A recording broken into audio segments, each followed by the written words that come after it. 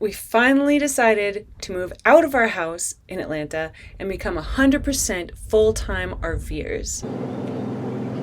Are you keeping the TV? Nope. You want to keep that? Yeah, I want to keep that. I want to keep this box gun too. What took us so long? The first thing was RV repairs. If you saw our videos about escaping from Texas, we ended up with broken slides. It was broken and it was complicated to fix and it took weeks. Honestly, I was like this close to just wanting to sell the thing. Let's just sell the RV, use that for a down payment for a house, and just get a house.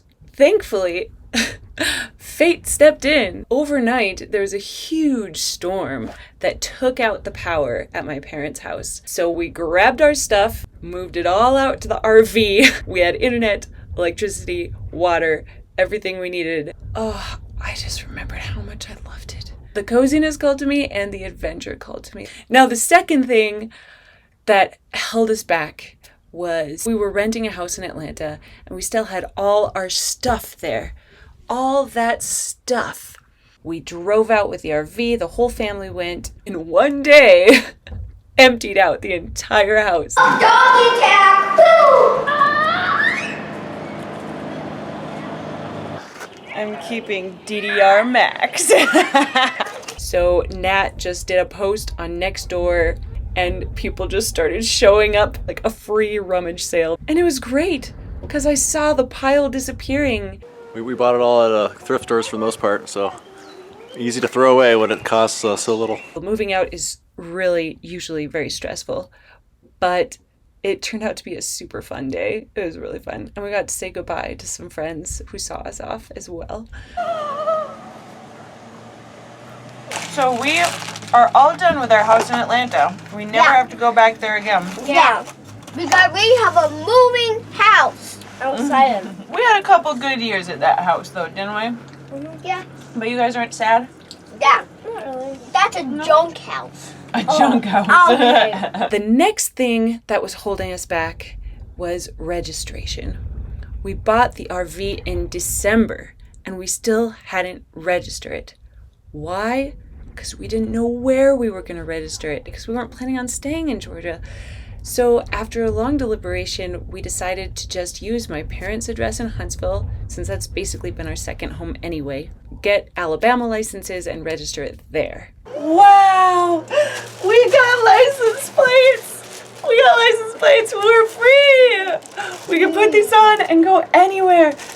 The RV is officially ours now, finally. The fourth thing that held us back was actually being physically stuck. I just learned another very important lesson about RVing. Do not park on low, soft ground. Yeah, look at this horror zone, this huge puddle.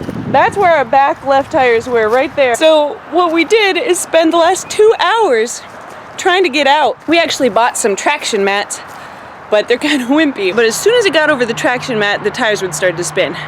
So then we'd have to wash off the traction mats because they'd get caked with mud and not work anymore, and try all over again. From there to there in 2 hours. We conferred that the best course of action was to order a load of gravel. All right, guys, this is exciting. I have never operated a bobcat before. Did we buy this? That's one big shovel. So we did it. We got the RV out of the mud. They might still need another layer of gravel to make it a little prettier and a little higher, but it's much more RV friendly. And our RV is now pulled out and free of the mud.